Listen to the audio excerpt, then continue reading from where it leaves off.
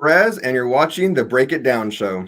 Ricardo Perez is on the show because he's an author. He's also, by the way, just picked a PhD school to go to. So he's going to go get a PhD degree. So, and has nothing to do with military stuff. It's all in his own professional skills. So he's already a smart dude, but he's also written this incredible book called Born to Fail. We're going to get into that.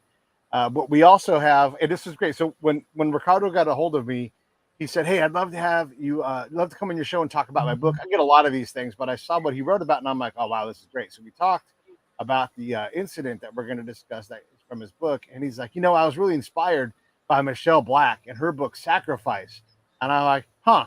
I put that in the back of my head. So we talked. I'm like, "Yeah, man, let's be on the show." Next thing I do, I call Michelle, and I'm like, "Hey, Michelle, I got to get you on the co-host in this." Michelle's book Sacrifice is bananas. It's about ODA 3212's ambush in the Niger fight. It's like in 2017, 18, Michelle. And 2017, yep. he writes an entire book of that. There's the link to Sacrifice, and you'll remember this event from the news. Her book is incredible. So for sure, get Michelle Black's Sacrifice, and so just in general, everything's great. You guys wanted Ricardo wanted to have you on. You guys have written a similar story, but about completely different events. I guess, Ricardo, will you start us off by telling us what the hell happened in Afghanistan, and then we'll go from there. Yeah, it was, originally the unit that I was a part of, 5th Brigade, we had orders to deploy to Iraq. And then, as we were training up, they sent guys to language school to learn Arabic. And like we're doing a lot of mount training, room to room training type stuff, like urban environments, like we would see in Iraq. And then Obama in 2009, I think it was, he wanted more troops in Afghanistan. So they scrapped our orders for Iraq and kind of threw us, against the fan. And things got a little bit crazy with, the leadership having to completely revamp what they had been working on for, a year and a half to 2 years. And so it was really a perfect storm of shit, really, is what other way to put it, in terms of, a lot of the leadership were, kind of, had multiple things they were juggling around and top of that. And then, like I said, then they sent back all the language school kids to get crash courses in Pashtun because we're going to Afghanistan now instead of Iraq. And at the time, our strikers, our 8-wheeled vehicle, the Striker, they had flat bottoms. So anytime we hit an IED in Afghanistan, even if it wasn't like a catastrophic, IED hit, it usually deadlined the vehicle because, no matter what we hit, whether that was just a landmine that the Russians left or an actual IED, the vehicles usually would get thrashed, and we'd a lot of times be, doubled up in the vehicles. But yeah, it was a rough experience. We were the first unit of our kind, the Striker Brigade, to Afghanistan. So that was a big learning experience for the Army in itself. And yeah, like I said, it was just kind of this perfect storm of mess that came together. And unfortunately, a lot of guys lost their lives and got hurt because of it. Let's talk a little bit about, the fact that you're putting strikers in Afghanistan, and first time ever, you're going to come across interesting problems and different things like that. But what's the real,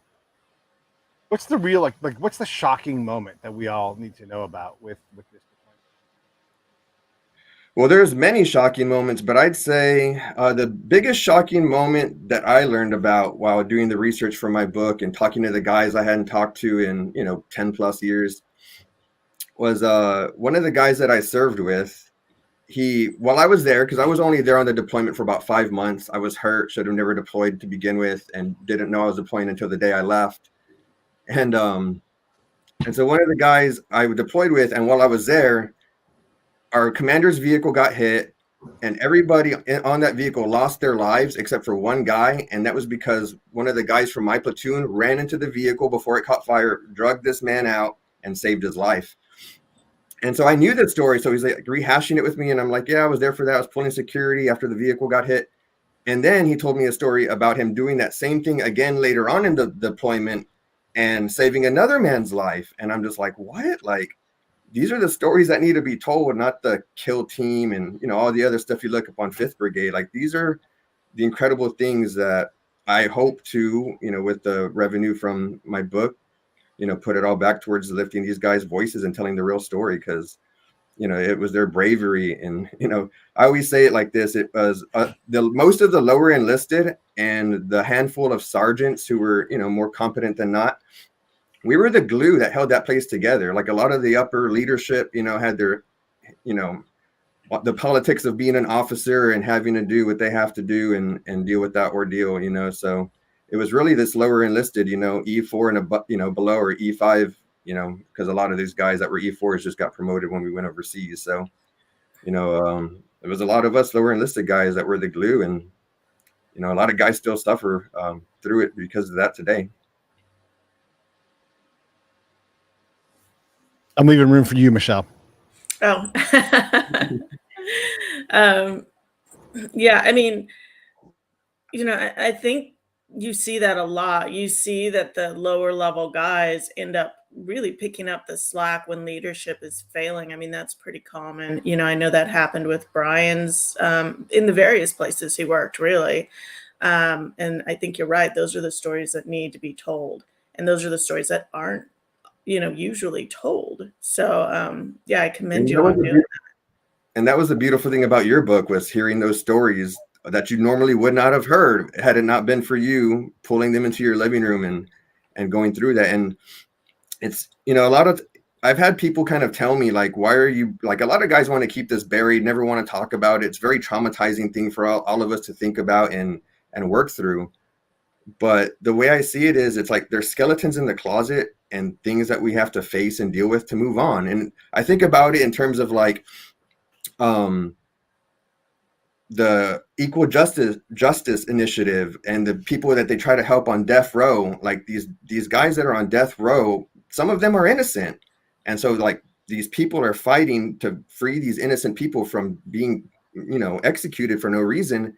And they always say, well, why are you bringing this back up? The families, it hurts the families, they lost their loved one.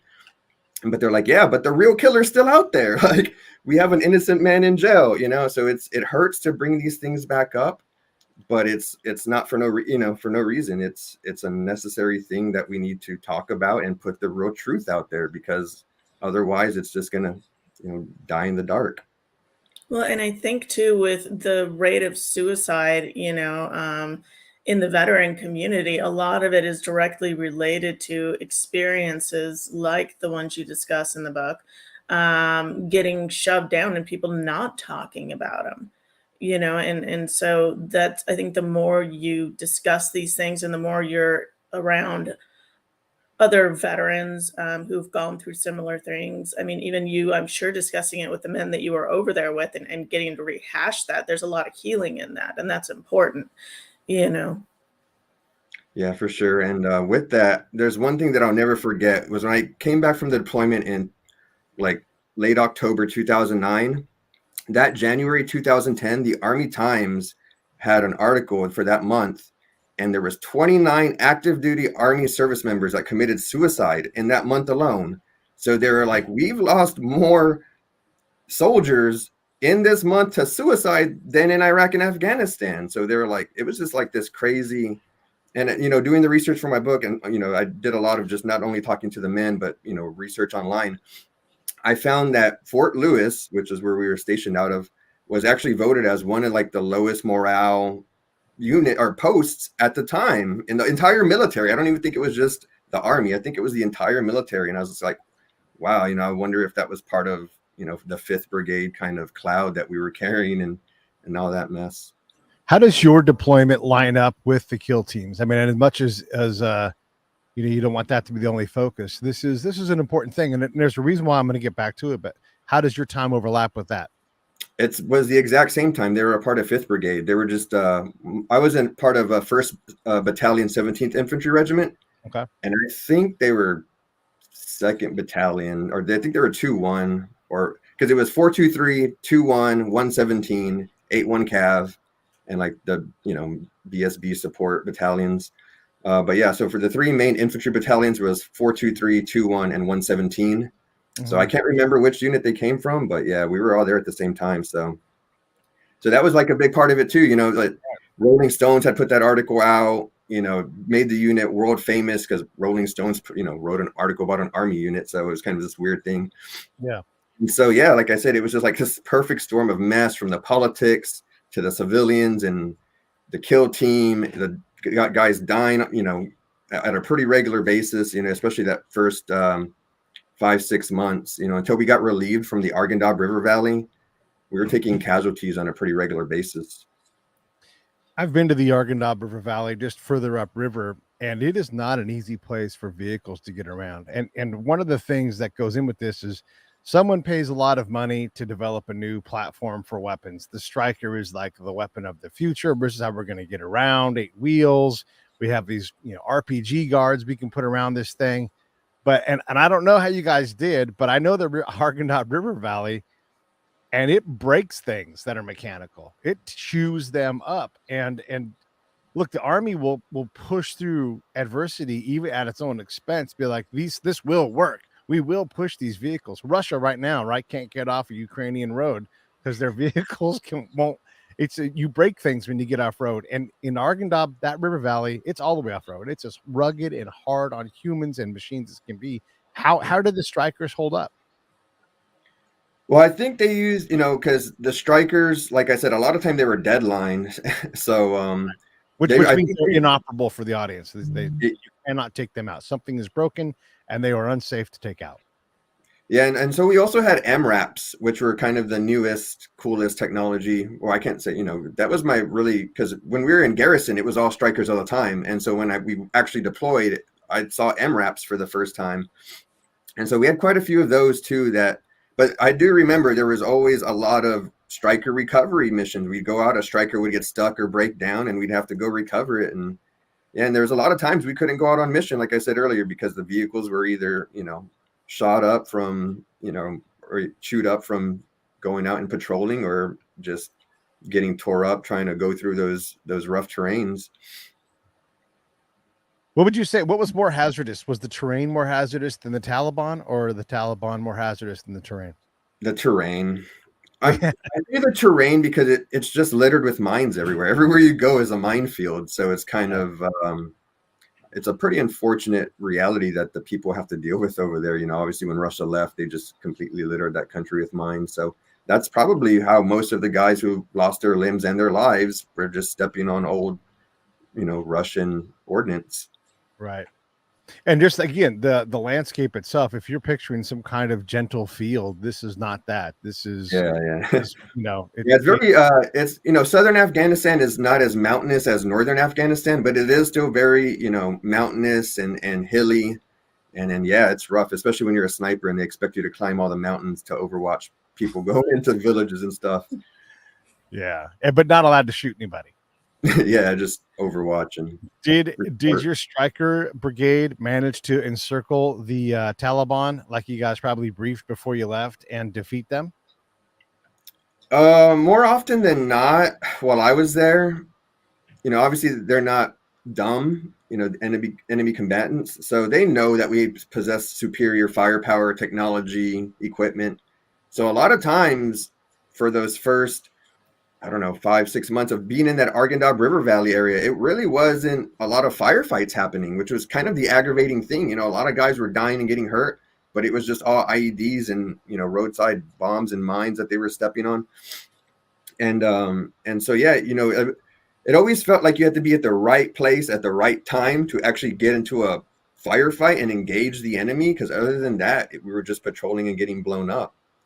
And then, whenever I came back to the States, I had some of the guys I served with were telling me like, man, Perez, you left at the wrong time. We were very rarely getting into firefights, but now that they relieved us from that area, we get into firefights all the time now. And I'm like, well, it's kind of crazy. Like, I don't know why 30-mile difference or however far they got away from the Arghandab made that get them into more engagements with firefights. But yeah, that was the frustrating thing. It was just like I said, they're not dumb. And anytime they did engage us, it was from the orchards, because it's basically all the concealment in that area is, all that greenery, their orchards. So they would just shoot out at us and it's impossible to see in. And then they can just throw their guns in there and walk away and act like they were just, a farmer in there. So it was It's all very unfortunate. And one thing it kind of reminds me of is I've read books by special forces soldiers in Vietnam, and they talk about how on Fridays in Vietnam it would be movie night. So they would play a movie in the village for these Vietnamese people, and without a doubt, every Friday they knew we weren't going to get shot at because more than likely the guys shooting at us are here watching the movie. And so it's just like, man, these kind of weird things that war and that you deal with. Yeah. So I'm curious, in your book, Born to Fail, you state that you were trained as a sniper, right? And so there was so much work that went into, and I know that Army spends so much money and time training you guys for these different specialties, but I mean, especially snipers and et cetera, you know, special forces guys, same thing. So did you actually get to operate in that capacity at all while you deployed and during your career? Not so much. I mean, part of that process was I was in one firefight. Like I said, I was only there for like the first 5 months or so, and it was very rare to get into firefights. So for the most part, I was just an air guard on back of the vehicle with my Barrett 50 cal sniper rifle. And prior to that, when we were at Kandahar Airfield, CAF, prior to like when we first got to Afghanistan, we were at Kandahar Airfield for a month, prepping our vehicles and our equipment to go out to the forward operating base. And so in that month, while we were at Kandahar Airfield, my first sergeant, he took my sniper rifle away from me because he said the sniper team had too much firepower. And so he took my sniper rifle from me and, you know, had me train up the guy that I was teaching, or, you know, that he handed the rifle to. And it just bothered the hell out of me. I'm like, man, like, even if I spent a month with this guy, like, he'll never be as proficient at it as me. And you just made this, you know, made us a less lethal force and whatever. So yeah, I didn't, the one firefight I was in, which I just learned was actually one of the longer firefights of the deployment. Yeah, I didn't, all I had was my M4 and my little ACOG, my four power ACOG. And what made that even worse was, at the time I was in a multicam instead of the normal like gray ACU uniform. And because, you know, at the time soldiers were deploying in ACU, but my team leader, my sniper team leader, he bought us multicam stuff to wear because obviously it blends in better. And so we had like our own personal multicam on, but instead of having the proper like equipment, I only had 5 magazines, and a combat load is 7 magazines. Right. Yeah, so I was already short, and I was like, man, I am not about to start engaging at enemy unless, like, I don't know how long I'm going to be here. I've only got 5 mags, so I'm going to make sure, like, I leave with at least 4 mags from this place. So yeah, it was rough because I always felt like my hands were tied behind my back no matter what I try to do. And what it really killed me because I knew I didn't have to deploy with the whole mess, me leaving this, you know, like finding out that morning, like, hey, you're going. And I'm like, man, I just got my MRI results yesterday. And I went because I still do. I love these guys with all my heart. You know, we did all these things for each other, and I wanted to go help and protect them and do what I knew how to do best. And so, yeah, it was just hard to go and always get the pushback. And the worst part about it was we were about to get free reign to do whatever we saw fit. Our commander, he told my sniper team leader, he's like, hey, I don't know how to employ snipers, so you guys do what y'all need to do. And that made my team leader like so happy. He was so excited, like, man, we're going to get to, you know, do our jobs properly while we're here. And then our commander lost his life like a week later. Hmm. And then it was back to that first sergeant being in charge who took my sniper rifle away. So he had no interest in making us an efficient team from the beginning. So yeah, it was rough to have the skill, the training, the know-how. And I was really good at it too. It's, you know, something I've been doing my whole life. You know, grew up on a 120-acre ranch in Texas, and growing up, my dad would always tell me, son, this is a sniper rifle. This is what snipers use, blah, blah, blah. I'm like, Dad, shut up. You don't know what you're talking about. And literally, when I made the sniper team, the first gun they hand me was the gun I had been shooting my whole life. And I'm like, wow, my dad was right. Like, I've been shooting this my whole life. Yeah. These things are it's terrible. Like you have someone that's proficient with a specific weapon as you are, right? And the Army has no idea that you grew up with this weapon in your hands. And even then, you know, I've been on a lot of patrols with a lot of snipers, and you guys don't get to do your job very often, and oftentimes there's not even an opportunity presented to do your job. And if it is, there's a lot of consequence if the wrong person is sniped. So there's that, but also just the will to put strikers into a combat space where maybe they are not prepared to go out and fight, but then also like, hey, we're all training up on Arabic language to whatever level that actually happens and actually matters, which is probably not very good. And then they switch over to whatever language they taught. And if your part of the Argonaut Valley was the same as mine, they didn't speak Dari there, right? That's the national language of Afghanistan. But what they speak is Pashto.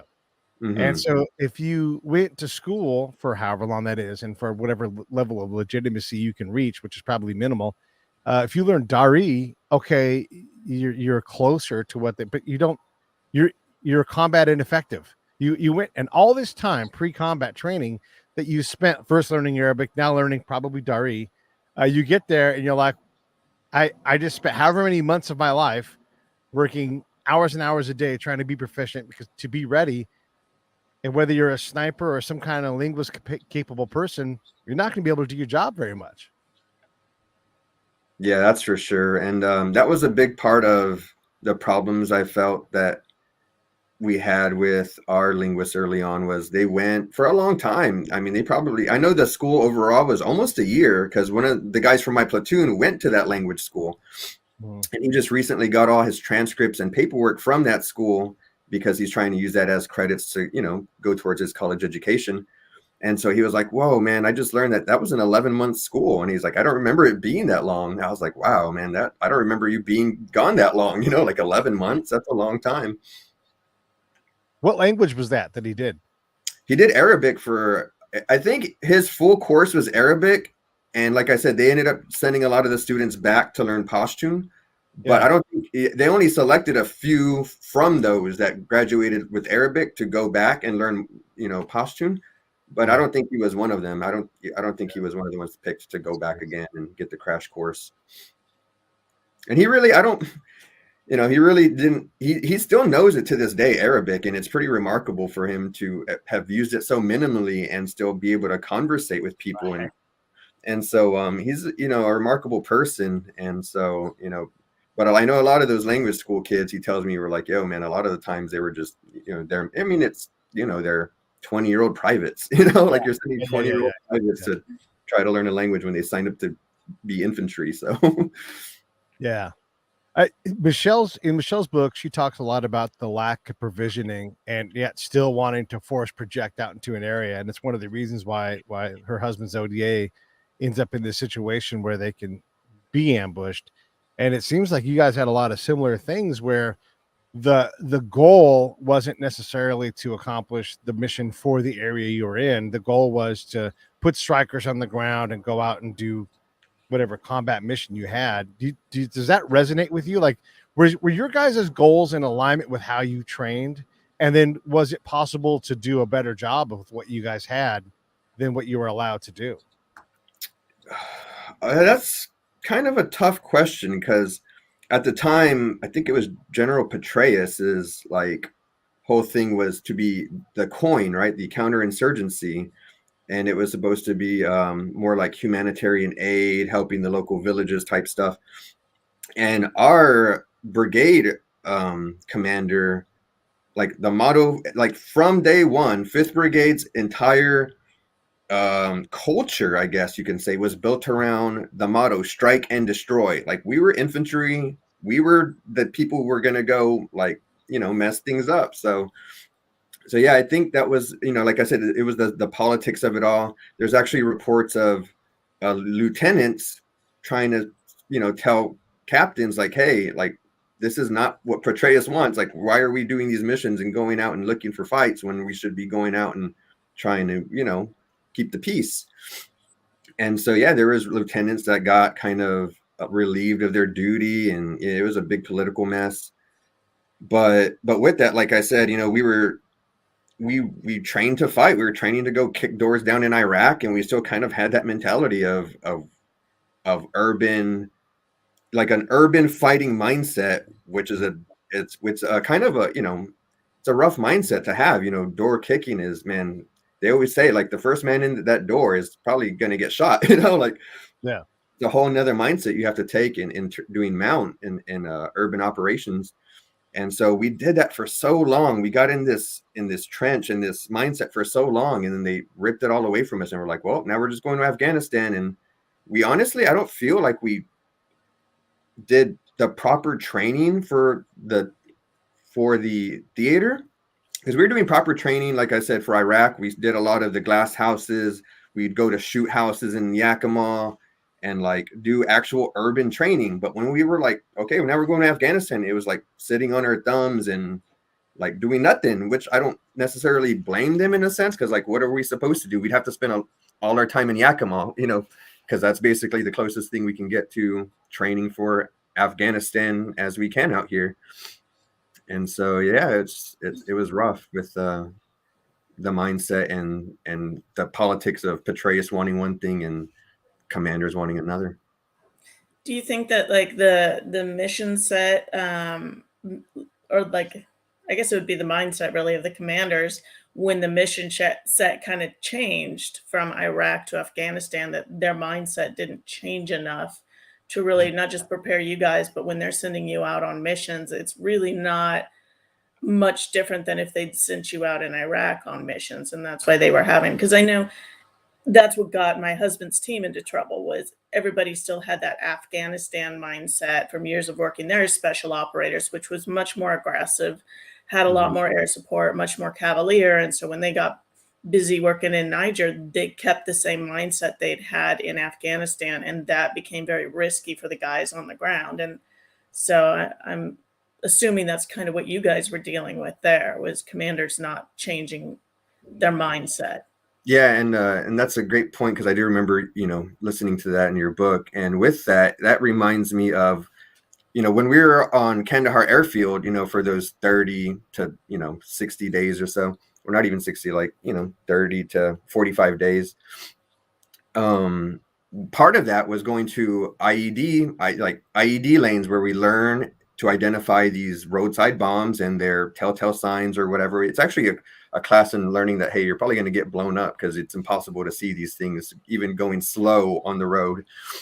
And so, but I'll never forget, the cadre there was like, look, guys, I know a lot of y'all have deployed to Iraq more than likely. And in Iraq, you go fast everywhere. You go flooring, you floor your Hummer everywhere you go in Iraq, because you're trying to avoid getting blown up, by these roadside bombs.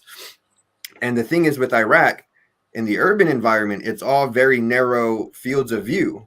So they felt like if you could drive fast, like that small window of opportunity from somebody in a room, or, like looking at the road in a small certain, field of view, you would drive by fast, you can maybe avoid getting hit. But in Afghanistan, where it's wide open, they can see you coming from a mile away.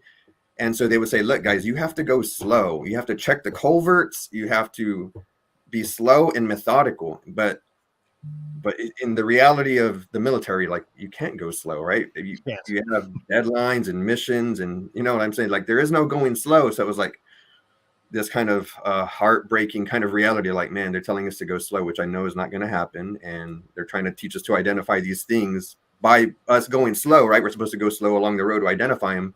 We're never going to see any of it. So let me provide some context for this and why this is so important, because, I've deployed a lot to Afghanistan and Iraq, and my last pre-deployment training for Afghanistan, the training was, we drove in our vehicles, and anytime, this is in Louisiana at the training center there, anytime we got to a culvert, we had to stop.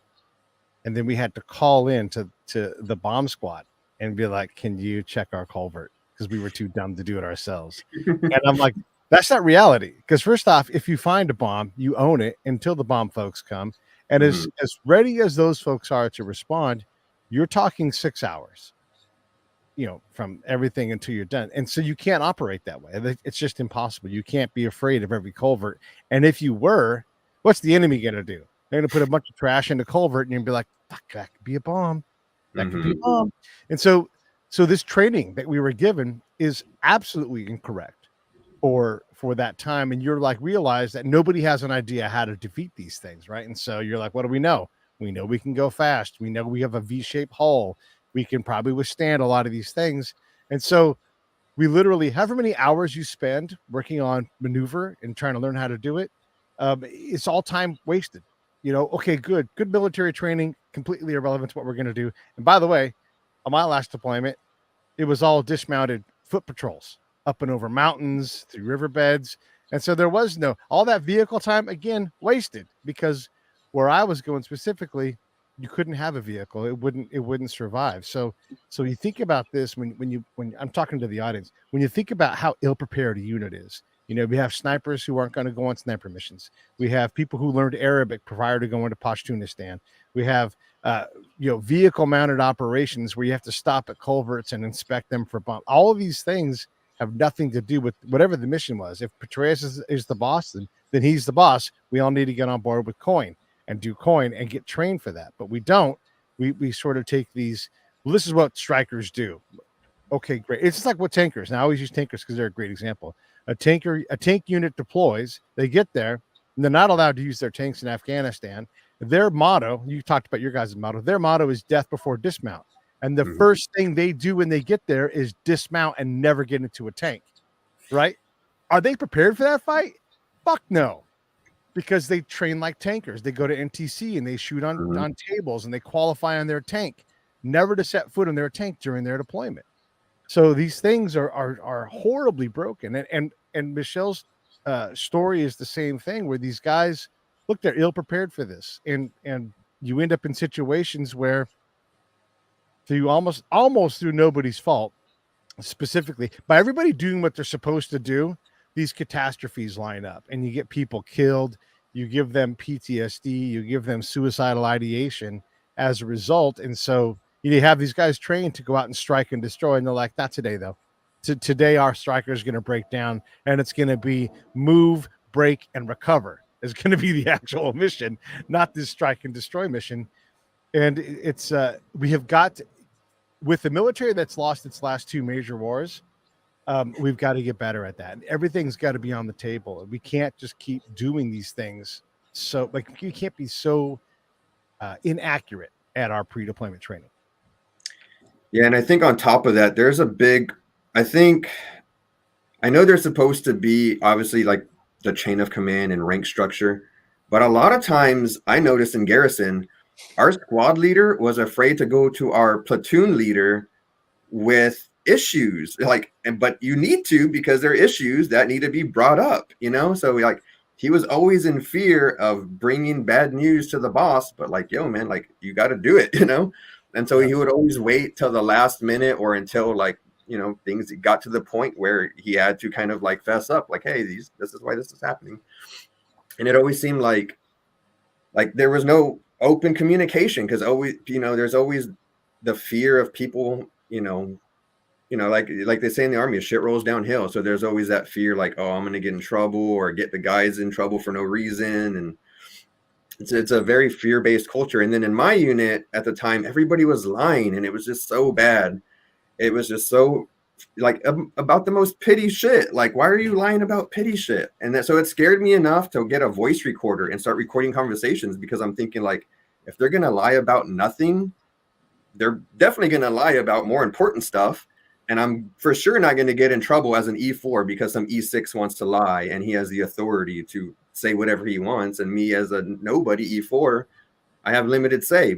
So I felt like I needed to record these conversations to kind of protect myself. And what really sold me with how bad the unit was when, I tried every which way to get out of the unit, as much as I didn't want to, because like I said, I loved the guys that I served with, and it killed me to have to do it. And so I thought, man, if I go to the chaplain, right? The chaplain, he should be non-biased. He should be there for the soldiers, XYZ. And so when I went to him and I told him, hey, look, here's this BEAR program where the Army is short on these jobs. And if you're in an overstrength job, you can re-enlist to fill these gaps. And the first thing he tells me, he was like, well, you should just deploy with us, because more than likely they want deployment experience. And, after that, I kind of tuned him out. But I was just like, whoa, I'm over here asking for your help, and you're telling me, no, let's just deploy. It'll be fine. Let's deploy. And it was like, what? And the biggest thing for me too was the medics who were helping me. in garrison, they're like, well, ortho says you're good to deploy and you can get, you're good to not get surgery for a year. And I was like, well, that's really coincidental that the deployment is a year, right? And so, yeah, I ultimately learned that ortho never cleared me to deploy. They were just lying and saying whatever they wanted to say to get me to go. I think a lot of that. Yeah, go ahead, Michelle. I think a lot of that all falls back to that fear thing, though, because in the end, what are the medics ranked and who are they having to answer to if they then don't convince you to deploy? Unfortunately, I'm not that people should lie, but I think that's what you end up seeing a lot of is everybody just trying to please the people above them, because if they don't, that could directly roll down and affect their career. That was something I had to learn was, when I'm trying to figure out what really happened is, okay, who can I ask that isn't going to get in any more trouble than they're already in, right? And who will talk to me that isn't going to get in worse trouble. And I think that's, it's a shame that it's that way. People can't be honest without having it potentially affect their careers. Yeah, unfortunately. Yeah, it really makes things difficult. And I couldn't imagine, on the special operations side, I'm sure it's exponentially worse because obviously these guys are more highly trained and have, more special, right? Special operations, their careers are a lot more special than most conventional, right? They go do a lot more deployments. They go through a lot more training. And then to have those, and one thing when I went to Special Forces selection, one thing I'll never forget, and I take this with me everywhere, the cadre that were running SFAS, Special Forces Assessment and Selection, man, I love this thing. He was like, no matter how many gates are in place, shitbags always get through. So he's basically letting us know, like, yeah, here at Special Forces, we're putting up all these gates in place, but shitbags still get through. And I was like, wow, like I was coming here to try to get away from the shitbags, but you kind of letting me know right up front, like, hey, there's probably still shitbags here with Green Berets on, unfortunately. Yeah, I mean, I would say that, we saw that fairly often. It's like on every team, you're probably going to get at least a couple. And it was a shame, but that's just how it was. And everybody had to learn to work with that. Because again, who are you going to complain to that's going to listen to you, that's going to handle it? You just kind of have to wait for them to cycle out, really. Yeah. And I feel like, with the unit being it, because one thing I also learned in the Army is that most Army units try really hard to keep their good personnel and try really hard to kick out their bad personnel. And so I feel like because 5th Brigade was a brand new unit, we just so happened to get a lot of those people that were kind of shunned from their old units kind of conglomerated into one spot. And I think that was a big part of it early on with the culture being set and kind of where it turned in. Because one thing I learned in business school is culture is everything. Like you don't really realize it, but I mean, if there's one small, pocket of toxicity in a organization, it's going to grow and grow and grow until bad things happen. And so I think it was just early on, a lot of the people in charge just had the wrong mindset and they were just creating this kind of toxic place from the get-go, and it kind of just confounded from there. What are the things that happens? What are the costs for things like having kill teams and having, a striker unit go out and not be terribly effective? Is that patch you wear on your shoulder is going to return at some point. And it did when I was in Afghanistan a couple of years later. The Afghans don't care what unit it actually is. They just see that patch and they're like, oh, those guys are back. Right. And again, I worked in the Arghandab Valley. So in that region, where the Taliban was born, Mullah Omar's house, he lived in it the entire time we were there, was less than 3 miles from several FOBs in my area in Zabul. Right. And so when they talk, they understand, they see that patch and they're like, that thing, those guys are back. You think about that and what the kill team specifically, and because we had to talk to the unit about this and like, oh, they won't care about that. I'm like, you think the Afghans don't recognize that patch and don't have an axe to grind or haven't been waiting until those guys come in? If you think that is true, then you ought to go home because you're crazy. Like that, they absolutely will exact revenge if they're able to, right? Based on that one thing. And so we don't think about, we often talk about 21-year wars. But the reality is that they are completely isolated. We don't even consider that 4 years ago there was another unit here. We have no idea who that unit was. We don't know their history. We don't know what they succeeded at or what they failed at or what they built. It's complete amnesia. And so it's distinct everywhere you go, combat tours that have nothing to do with combat tours 2, 3, 4, 5, 6, 10, 15, 18 years later, which is absolute insanity. You can't run your organization like that. And so when I think about what you talk about and the behavior of the people, the higher ranking people in Michelle's story and by the way, you guys should get Sacrifice. God damn, that is a good book, and it should be a movie. Hopefully someone makes it into a movie very, very soon. And here's the link for Born to Fail. These stories, we have to understand, look, if you want to say it's a toxic unit, it probably was. But the entire system is poison. It doesn't work. That's why we go to places and look, you know how many units, Ricardo, you'll get this. How many units that I work with where they came in and they said, we're going to encircle the Taliban or Al Qaeda and we will destroy them and then capture their flag. Like, what planet do you live on? Nobody does that. Maybe in early 2003, people were actively engaging and having the ability to destroy an army of some size. But that ended because, like you said, they're smart and they're like, no, we're just going to leave a bunch of bombs out here and these dummies are going to run over them. And then they just drive around. We had this one unit, and I'm being unfair, but I'm being anonymous about it. They would run up and down this one river in Iraq every single day and be like, we found our weapons cache. And then you look at the slide with the weapons cache in it, and it's like ancient, rusted 1950s era quarters, like 4 or 5 of them. But they would run up and down there like a damn kid on an Easter egg hunt and get nothing from it, but think that they were, I guarantee you, anybody from that unit's like, oh, man, we won the war that year. But no, we didn't. And I don't mean to mock this, but it's mockable. Let's mock it. And then now let's get to work and understand, like, the stories you guys are telling indicate how effed, how broken our system is. And if we are going to send people somewhere, well, let's make damn sure that Brian and his team have enough stuff. And when something goes sideways, let's not point at Brian and his team and say, you guys are fucked. You did the wrong thing. And let's also give credit where credit is due. Let's give out those medals of honor that those guys deserved when they fought for their lives and for the lives of their brothers that were out there.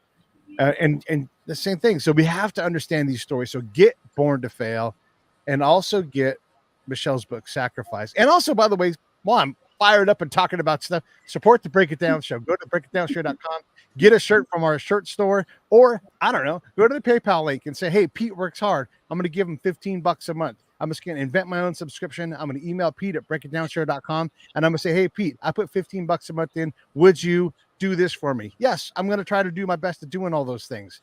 All right. I'm done being fired up and plugging stuff. Michelle, what are your thoughts after I go on that rant complaining about all these things? Because you got to see the dirty side of the politics of military stuff. Yeah, I actually talk about it all the time. I mean, in reading your book,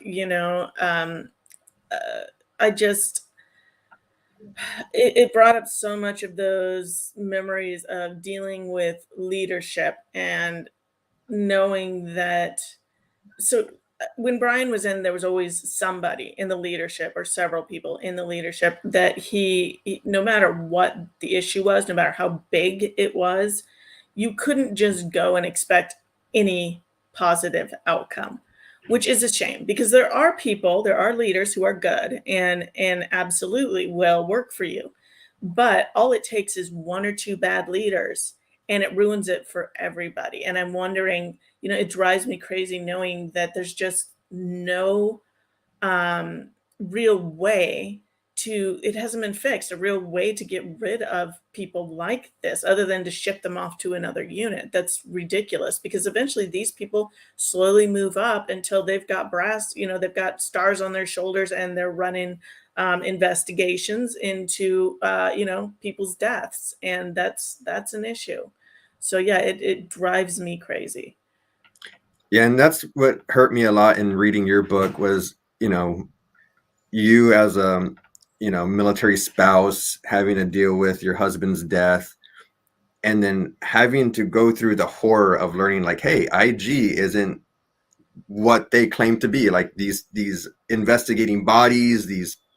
They're all, they all put this facade up, and man, that's probably when I cried the most in your book, was just like hearing you having your hopes with these things. And I felt the same way, and I think that's what really hurt me the most, was like, I reached out to IG, and I reached out to these people that were supposed to be there to help the soldiers or the families or whatever. And it was always pushback, or like, hey, yeah, they said they're going to take care of it, but they would never follow up. Like, hey, your part of your job is to make sure they're doing what they said they were going to do, so yeah, it's a big mess. And then one thing I'll never forget is my sergeant major was a little bit racist with me when he came back from Afghanistan, and I was like, oh, this is my opportunity to get him in trouble.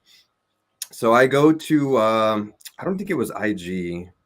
I can't remember what they were called. It might have been IG. But I was just like, hey, my sergeant major just came in and he said this to me, and he was very disrespectful, whatever. And they looked at me and they're like, are you sure you want to file this complaint? And they basically kind of hinted like, it's not that bad, just let it go. And I was just like, okay, you know what? I'm almost out of the Army anyway. You know what? Just whatever. I'm not trying to cause more headache for myself before I get out. But it was just really weird. Like, I literally went to these guys with a complaint about my sergeant major throwing racist kind of, terminology at me. And I went in, I was like, hey, sergeant major was racist. And they're like, are you sure you want to file this? And I'm like, I guess not. I'll go home. And so it's like those things where it's just like, they kind of perpetuate it. And on top of that, for me, in my experience, was the medical professionals having their hands tied by infantry leaders. And I feel like with Vanessa Guillen, I think was her name, how she tragically lost her life, ridiculous. And how the whole sexual assault, like, why do commanders have, like, it's so stupid. It's so stupid. Like, why would commanders have authority over any of that stuff ever? It doesn't make sense. And I felt the same way with, like, my medical stuff happened way before Vanessa Guillen tragically lost her life. So whenever that happened with her, I just couldn't help but feel like it was just these unfortunate kind of people we had in our, realm, that they were just lying, or like my medical issue, like you said, Michelle, is like these medic officers were completely career dependent on these infantrymen, enlisted infantrymen. And so it's like, we need to take the power away from these commanders, because first off, they shouldn't shoulder that. I feel like that's extra stress on them too, right? Like, when things go down like that, it shouldn't be on a commander who's 32 years old at the oldest or something, like a young man, a young officer, to have to deal with sexual assault or things like that. Like, get that out of their hands, and they have more important things to do than be a lawyer and a judge and whatnot. Did you get hurt in training? Yeah, I got hurt on active duty before I deployed. This is the other thing, right? Like, so people they have this belief that somehow people don't get hurt or something, or men get hurt less than women. Humans get hurt when you train for battle. Humans get hurt when you go out patrol every day. You break people over time. Yeah. Maybe they can withstand it, but again, they'd rather call you a malingerer than deal with the problem. And any organization knows, if you're going to put a bunch of people in dangerous situations and ask them to run through shoot houses and zip line out of helicopters, or jump out of airplanes, for crying out loud, with barely a parachute, you need to have a bigger force, because some number of that force, let's say 40%, is going to be non-deployable or be broken enough that they are deployable, but they can only do a desk job, Mm-hmm. But we don't think that way. We're like, nope, you only get this many people. And so the commander is like, hey, Doc, who can actually go and who can't go? Oh, Ricardo can go. And so they fudge the numbers, and now you end up out there and you're left with this bill for the rest of your life that you're hoping someone pays back on it, the VA or whoever it is. And it's bullshit. The moment, even if you get out early, and this is just me saying what I believe on my soapbox, the moment you deploy, you should be getting active, like your retirement points. If you stay in for 5 years and you deploy for 24 months, that should be worth some small bit of retirement. It should be very expensive to send people into war, because it's very expensive on us the rest of our lives and our families that have to deal with us. I mean, how many Michelles are out there where their husband survives but is completely incapable, and she becomes a caregiver for the next 80 years of her life? You know, like, oh, well, he's an E5, so he gets this much money. It's ridiculous. Yeah, no doubt.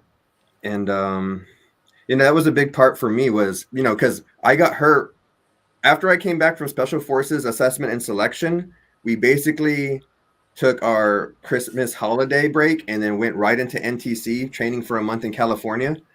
And then right after California, we came back and it was 4 months to the deployment. And so they're like, oh, we're just going to work out, get ready to deploy. So right after NTC, that's when I got hurt. And they thought I was using it as an excuse to not deploy, right? Because they were like, oh, Ricardo just went to Special Forces to not deploy, which wasn't the case. I didn't want to deploy because I knew how bad it was going to be. And I was, I saw the Titanic, I saw the iceberg coming and I was trying to jump off and save myself before the ship sank.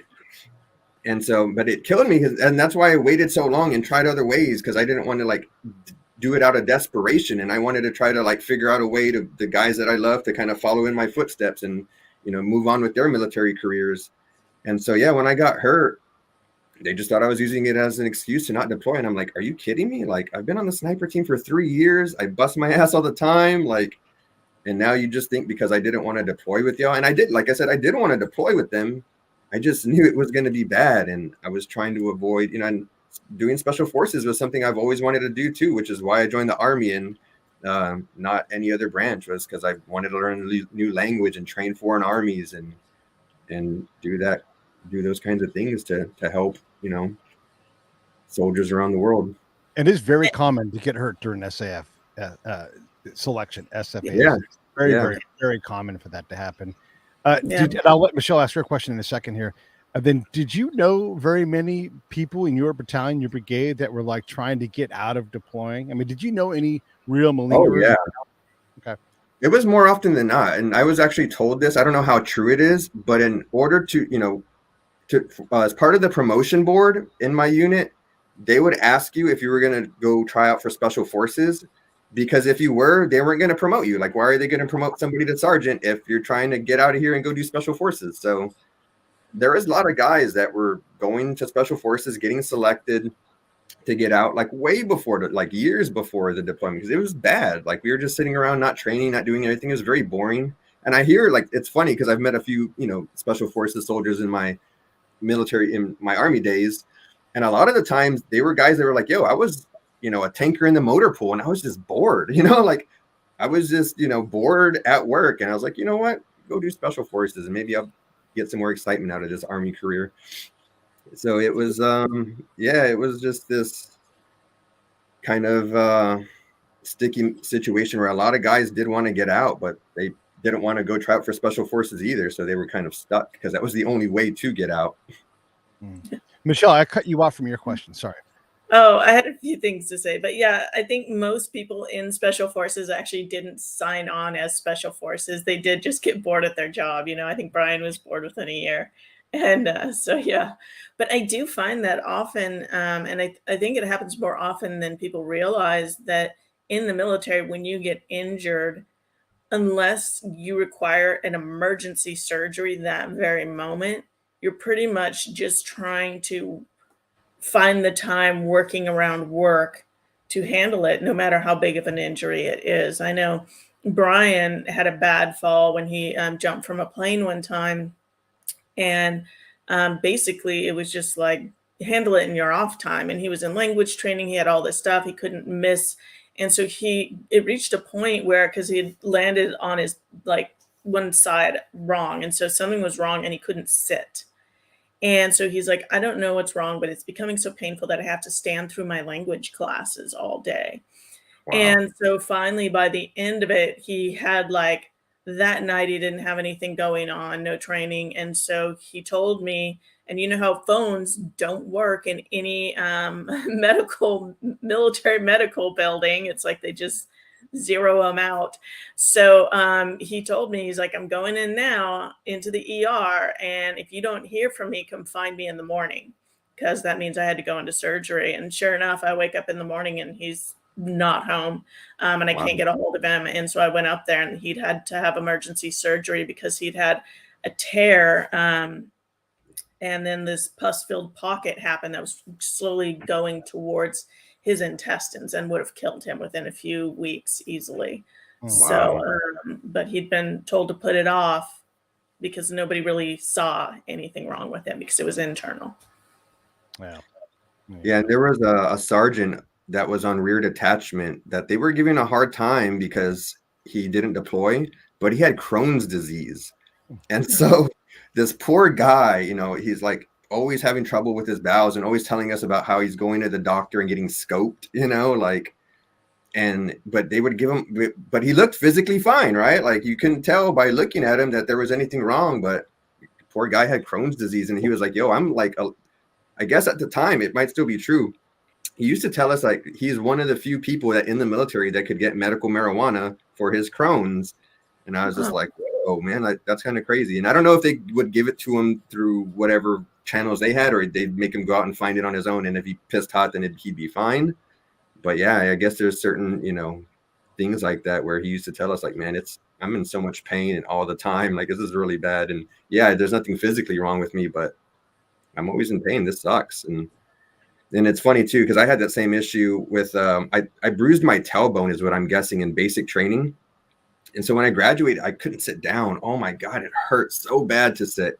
And then right out of basic training, I went to airborne school. And so, yeah, oh my goodness. So on jump week, you know, when you're jumping out of the planes, you're sitting in hangars for hours on end on wooden picnic tables. So I was there dying. Like I at some point I had to stand up, and the cadre were there yelling at me, sit down, you know. And I'm like, I'm sorry, like I can't sit down. I'm in so much pain right now. I have to stand up. I've been sitting for 3 hours. Let me stand up for 15, please. Like, give me a break. My tailbone. And I seriously thought it was fractured or something. I went to sick call, and I never got any real diagnosis. And of course, you know, as the months rolled by, the pain went away. So yeah, I can, you know, understand that with so much just pain and sitting down. And I'm sure, you know, not nearly as bad as, you know, something wrong with my intestines, but also my sniper team leader, he went to sniper school with me with a hernia.